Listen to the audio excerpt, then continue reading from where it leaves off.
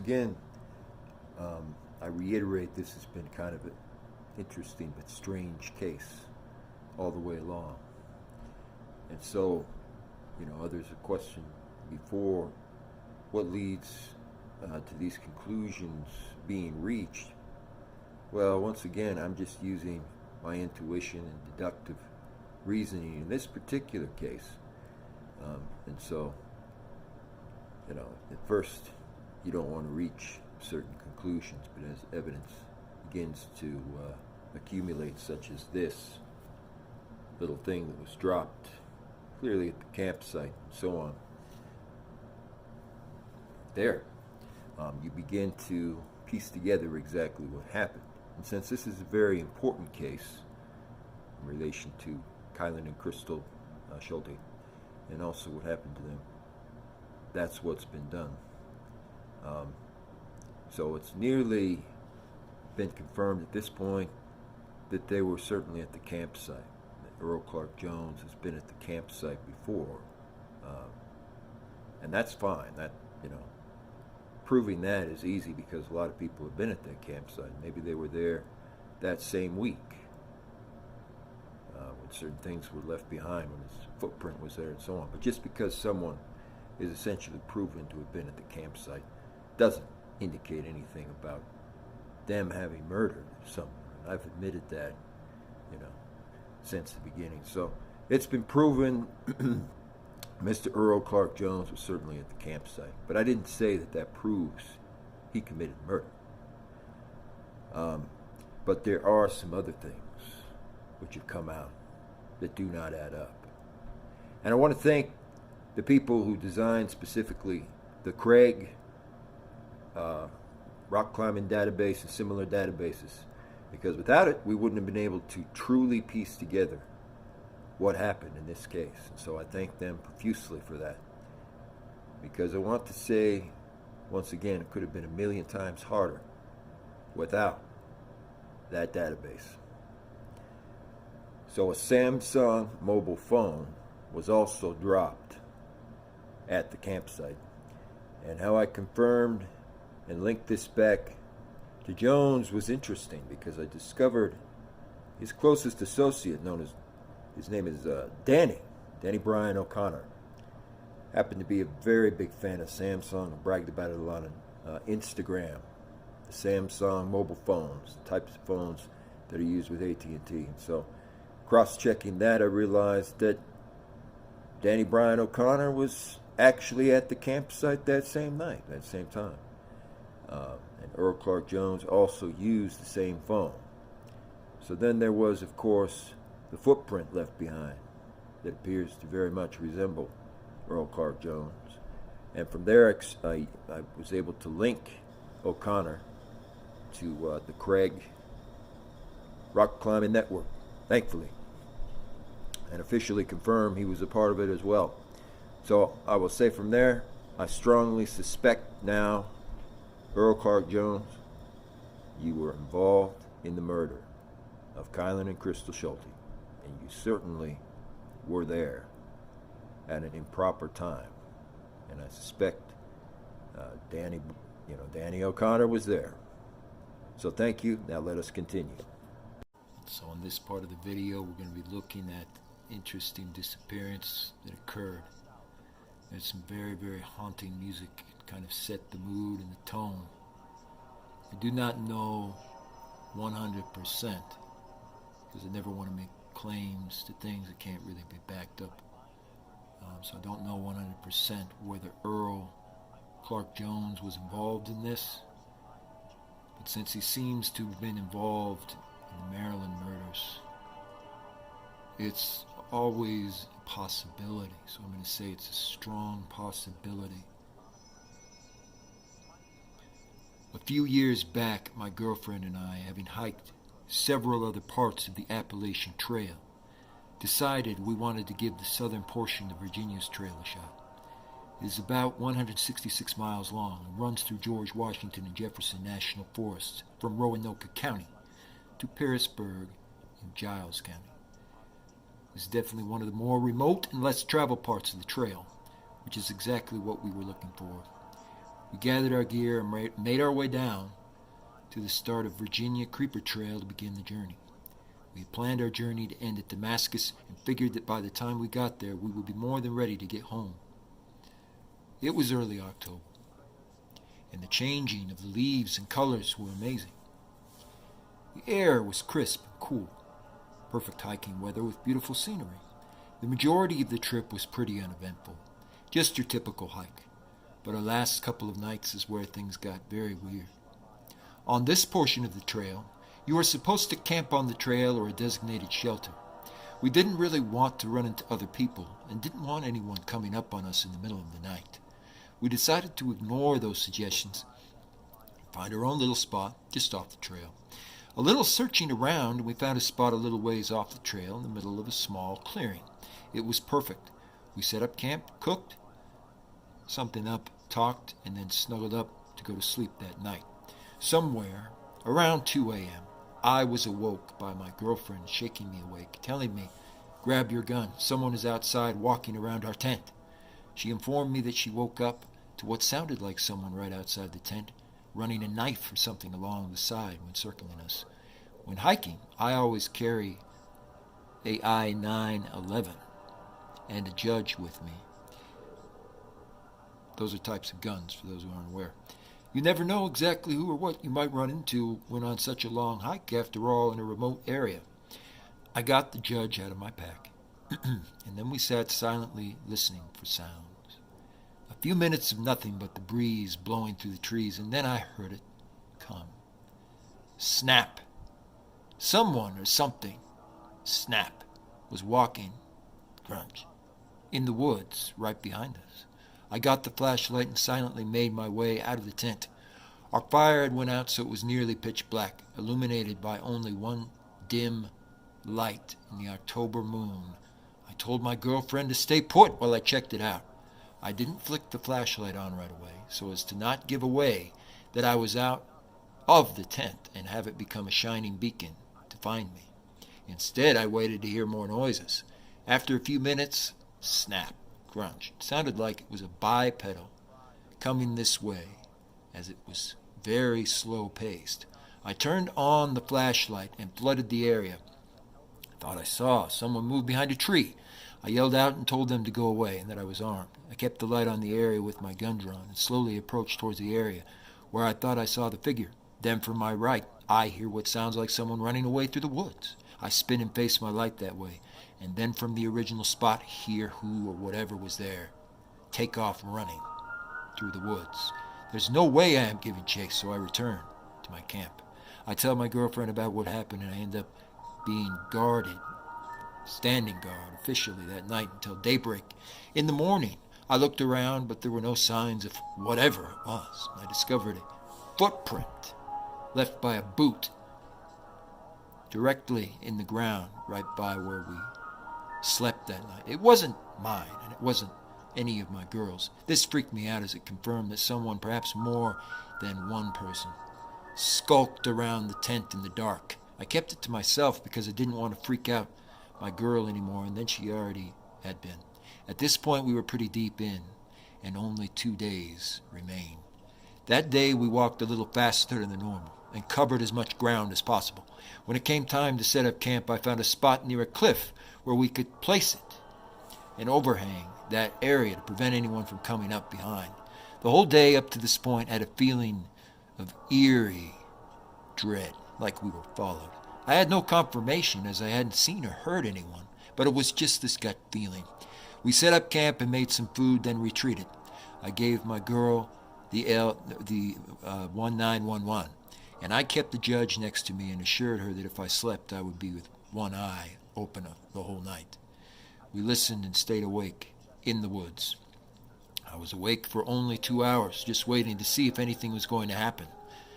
I guess my exhaustion caught up, and I drifted off. I awoke sometime to what sounded like someone going through our tent. I grabbed the judge gun and woke my girl, slushing her to her eyes. From the faint glow of the fire, I saw someone silhouetted against the tent, and there was someone who was there. I yelled out, "If we are armed, get out of here." They dropped what they were doing and bolted. I came out, gun drawn and ready to shoot. Our stuff was strewn everywhere. They had rummaged through almost everything. I walked to the edge of the woods in the direction of whatever fled. There was a creek nearby, and I walked to the edge where there was a small trail running along. So down the creek I could see light. It appeared like a lantern. Then I saw 3 lights emerge at the other side of the woods. I told my girl to pack up. We're getting the heck out of here.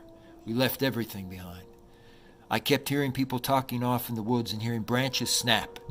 I kept looking behind every second to make sure no one was there. It was completely nerve-wracking. If something happened, we were still a long ways from anywhere and quite literally on our own.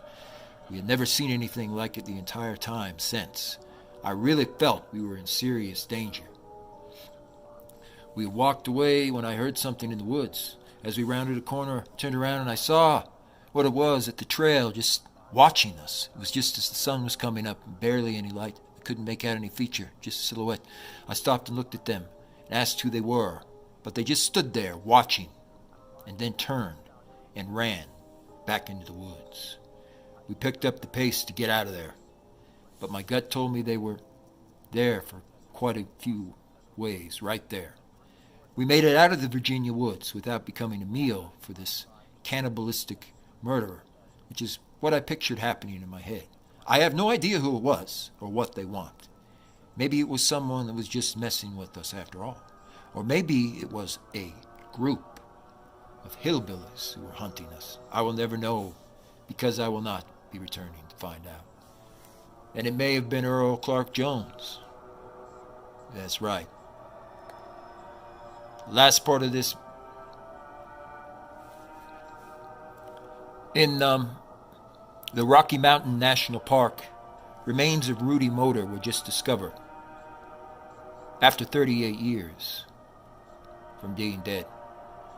Mr. Jones, although I have no proof and I have nothing that could possibly connect you right now, I have a strong intuitive feeling that you know what happened to Rudy Motor. I feel that you may have killed him. Someone is going to come out, Mr. Earl Jones, and discuss whether these other older murders possibly belong to you. I believe you killed him.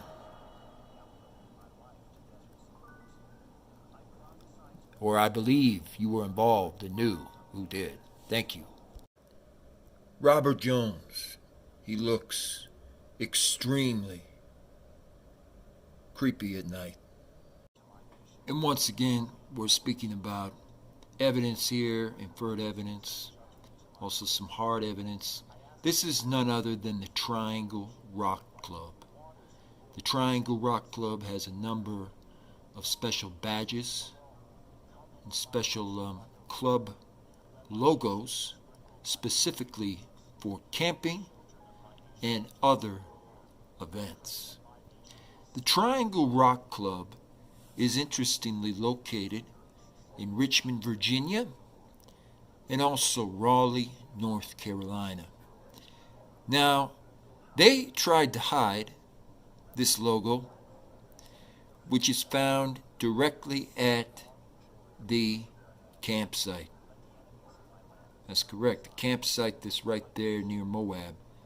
And evidently somebody else found this logo on a kind of keychain belonging to someone at the campsite. Now, after analyzing the pictures and doing some cross-comparison analysis, it's started to look very, very likely, if not an exact match, for belonging to the Triangle Rock Club. Now, why is this important to make note of? The reason why this is important to make note of is that the Triangle Rock Club itself is located approximately 1 hour from the actual place that Earl Clark Jones lived. Both his address in Virginia, to be exact, and his address in North Carolina. 2 hours from his street address in North Carolina only 1 hour from his address, ironically enough, within Virginia State. So this is very interesting.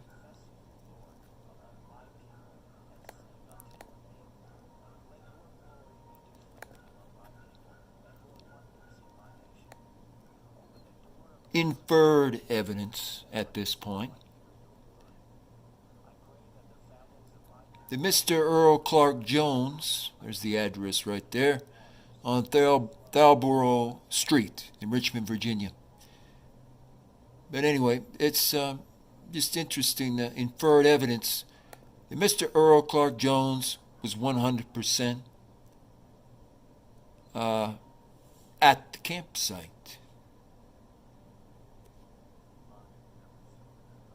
He had dropped something there, and his footprint, or at least the remains of a footprint, was over there. Thank you. Here is simply a much closer inspection of a few of the badges that the Triangle Rock Club uses in all of their affairs, events, and camps. Now, interestingly enough, when looking at those photos very closely, I don't know, doesn't it seem like the resemblance is literally uncanny to the one found at the actual campsite?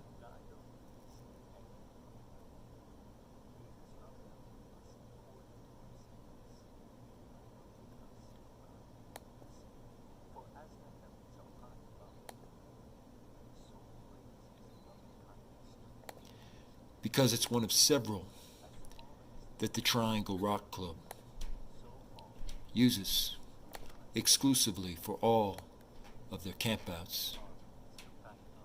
And the Rock Climbing Club in Boston and the other one just never seemed to really match or fit what that one is truly conveying.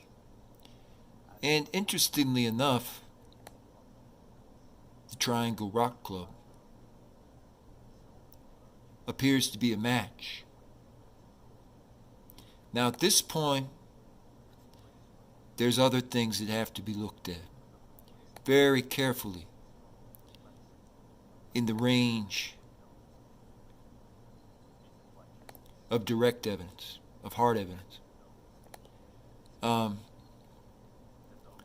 But we no longer have to prove to anyone or anything beyond some variable that the logos found on the actual keychain itself at the campsite, and also pictures of Laundry or somebody else climbing in the gym, match Triangle Rock Club. We don't have to prove that they're an exact identical match to the badges that Triangle Rock Club clearly gives out. Really, the Jones brothers specifically, Earl Jones, needs to prove he didn't drop something by accident at the campsite, which appears to have the logo that is linked directly to Triangle Rock Club, not some other random rock club, because he also has been a member of several rock climbing clubs, specifically in the area of Frederick, Maryland. So there's enough inferred evidence, including parts of the footprint and things like that, to say, yeah, I do suspect, and I have a clean conscience for suspecting, Earl Clark Jones was involved in the homicide of the Schultes, and perhaps someone else, because we need to look at each part of Triangle Rock Club more closely, and other evidence more closely. Thank you. So this is very vital, a document, because we deal mainly with evidence and also inferred evidence, of course. This is none other than Christopher Jones at the climbing club known exclusively as the Crag. That's correct. So this is Christopher Jones, who's the Australian, is who we're talking about. He's a member of the Crag, which is an official climbing club directly there in Frederick, Maryland. That is correct. It also has an affiliate company that goes kind of global. So, this is unmistakable once again. It's Christopher Jones, a member of the same climbing club in that area of Frederick, Maryland. Now, I won't get into the exact details of that too much. Earl Jones' car has certainly been spotted there in the area before. And the Crag is a very exclusive kind of climbing club, which is interesting. So we're going to see that both Christopher Jones himself, with his official emblem card and all of that, is a member of the Crag. But also so is Robert Jones. And so also is Bill Jones. We're going to confirm that on here. Thank you. Robert Jones speaking about tag-along expedition. Spooky stuff, because it just gets to be that sort of thing. This is Robert Jones once again.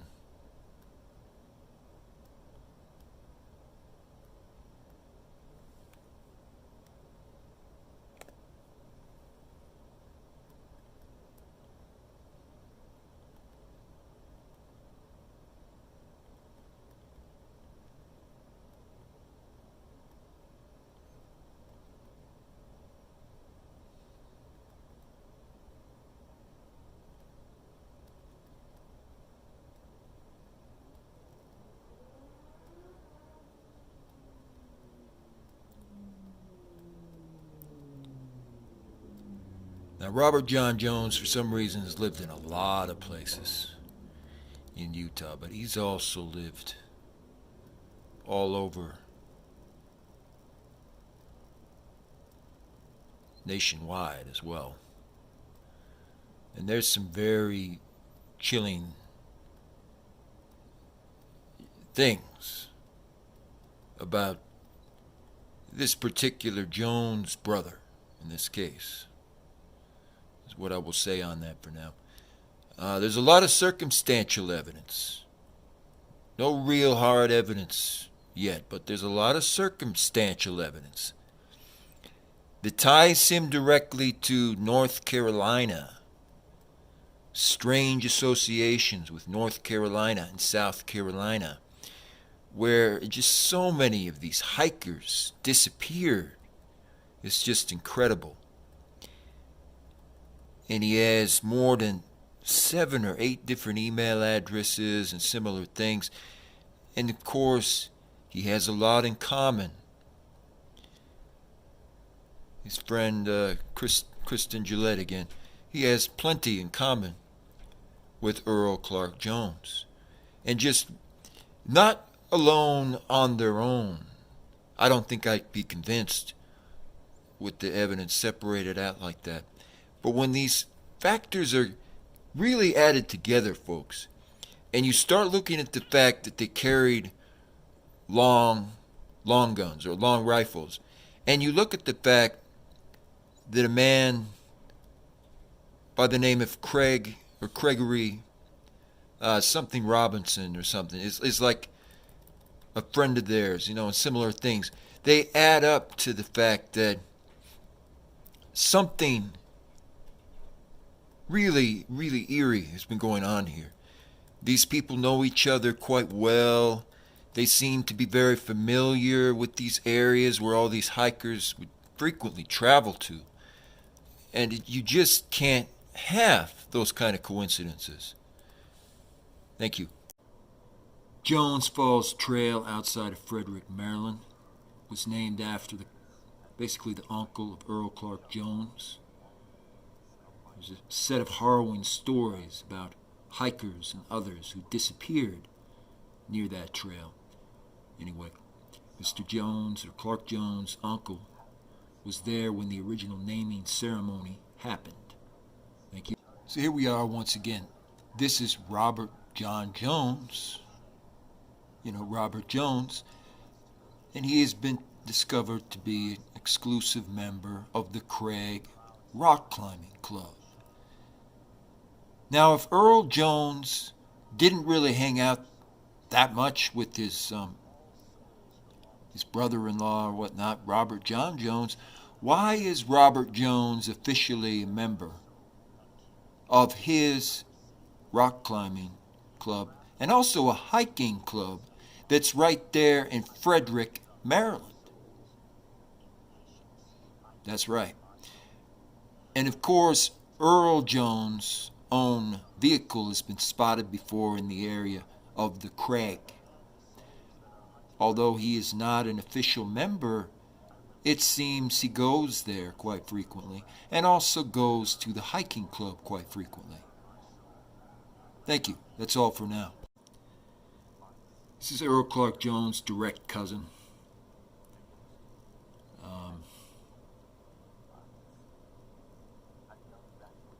Unknown. The first name was.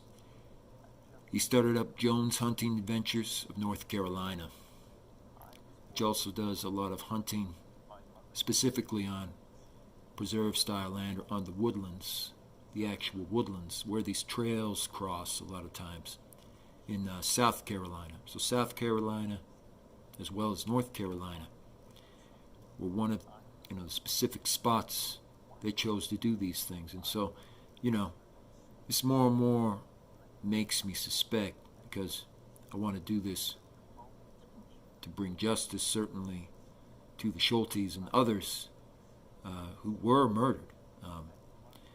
But it's still, I just need to say, I suspect Earl Clark Jones to be strongly linked and involved.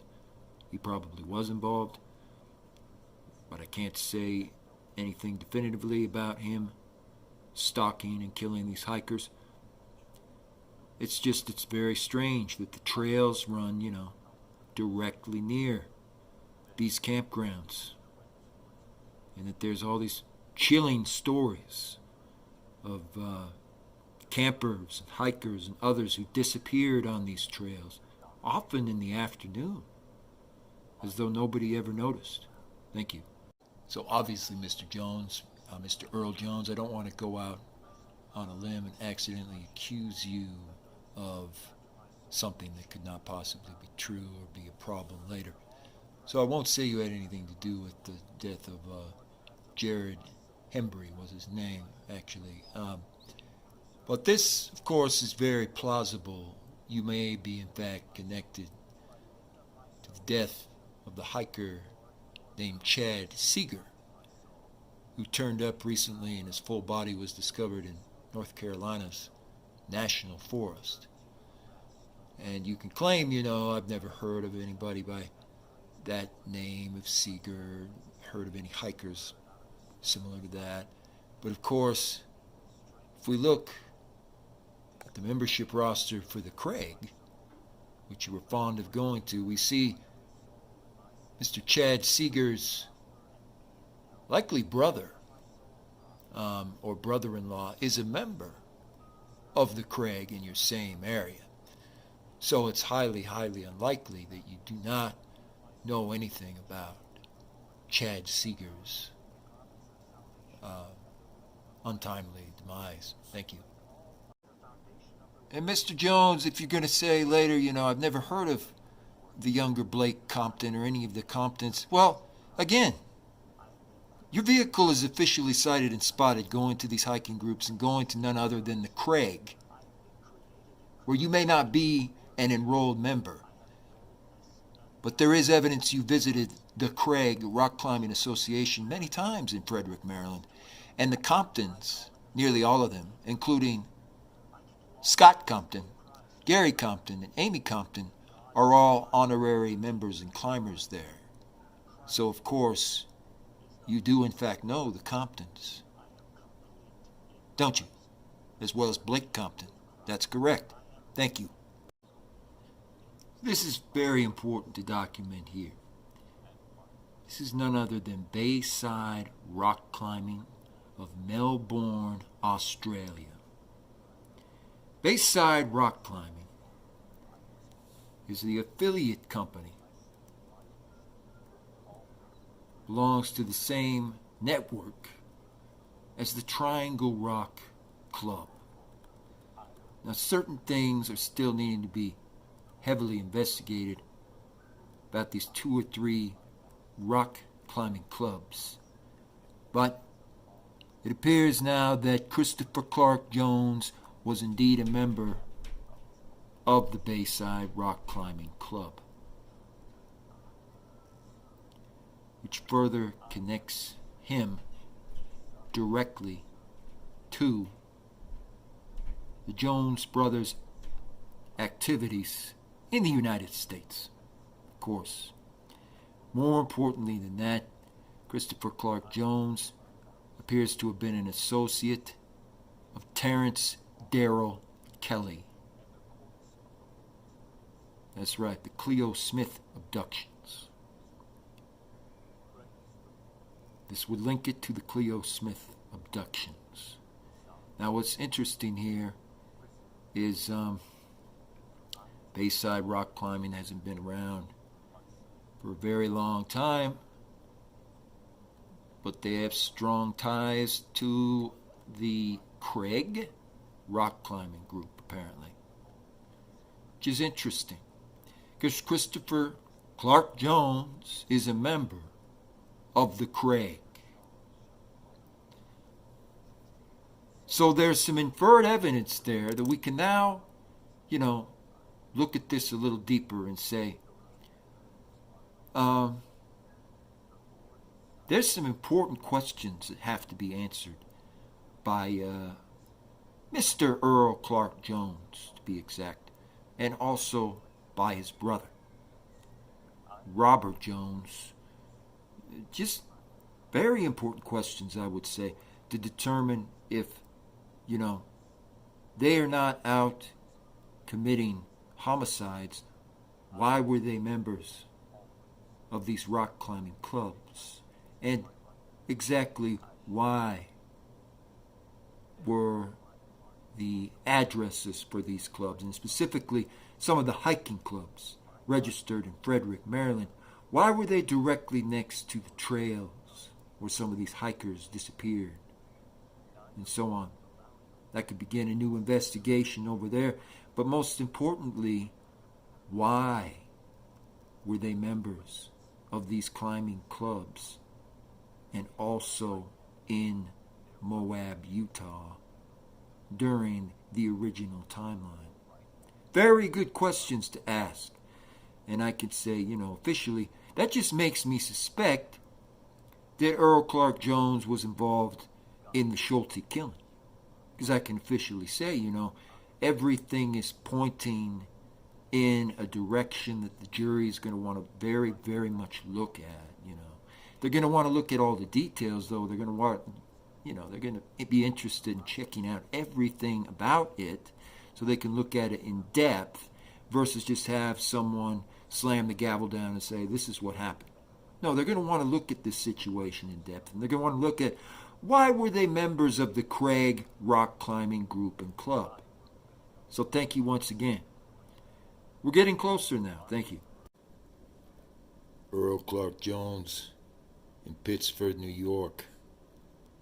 Same place that Tina Clark Jones is a very, very big fan of.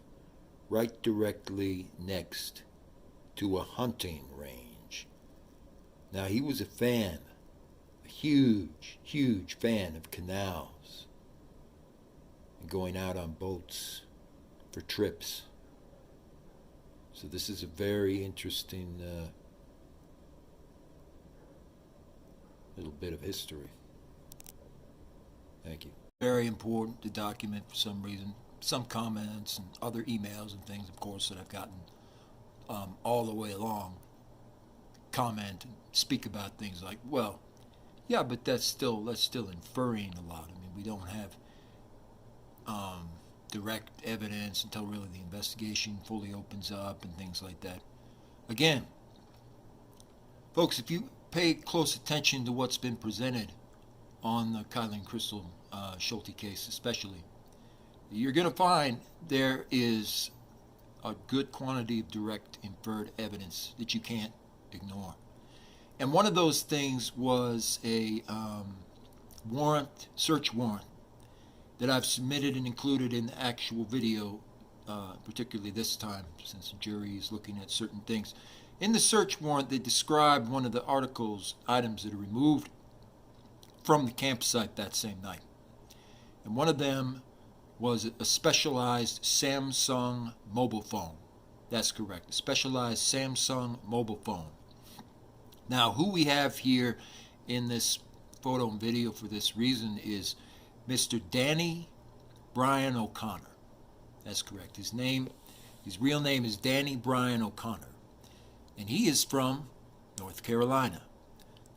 We will see why this is important. Bryan O'Connor is his real name. Sometimes he calls himself Danny O'Brien, etc. Phone numbers are always going to be blurred out, folks. Just know that. But he owns a mobile phone by AT&T, and AT&T frequently does premier contracts with Samsung. So I checked on that, and it turns out Bryan O'Connor owns, a Samsung mobile phone, a specialized one. Not only that, of course, this is why we're looking at this now.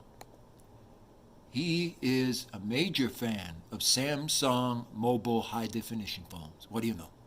Brian Laundrie, of course, never carried any kind of a Samsung phone or anything like that. So we have now Bryan O'Connor. He has an actual Samsung mobile phone. And that's important because he's not the only one who uses it. Who else uses it? Earl Clark Jones, Ryan Carter Jones, Sherry Eileen Jones, and so on. The direct, close friends of Earl Clark Jones. That's correct.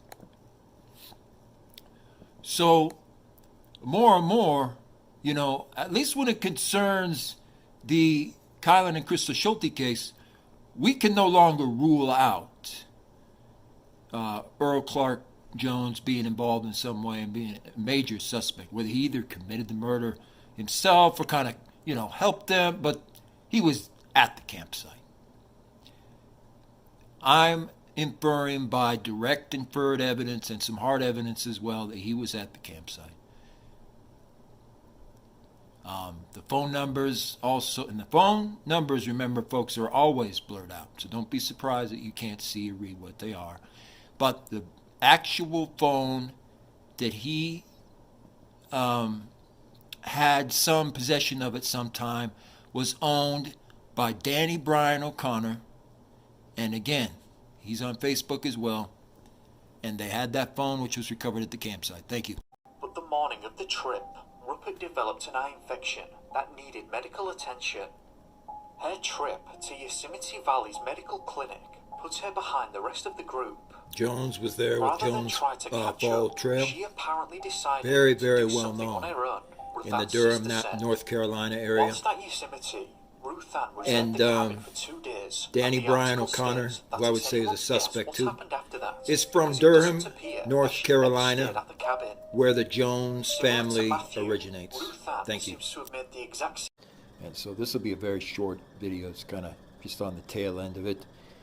People had asked, about ballistics and whatnot. And the fact is, the footprint is going to be very important in this sort of situation. And it appears to be a pretty definite match for Jones. So, I don't even really like all the case and everything with Brian, and things like that. So I'd love it if it turned out that he was, in fact, involved. But anyway, ballistics are a different thing, and they take a long time. So even if the ballistics are inconclusive, it's a long barrel revolver, And that, of course, is not in any way a match to the one that's kind of a star and stripe covered handgun that was in the Laundrie residence or household.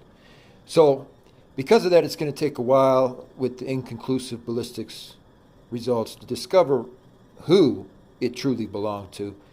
And I feel I wouldn't have been shown these things if it didn't most likely belong to Jones. So I do strongly suspect, and that's what I'll say, that Jones was involved most certainly in the murder, and that's why, you know, the things about the Samsung phone and so on have been discovered. And that Laundrie, you know, and otherwise probably covered certain things up, but that he was most certainly involved, and that the Jones brothers did have some involvement in the murder. And that's what I'll say for now. Ballistics takes, you know, a long time to be able to test. So thank you.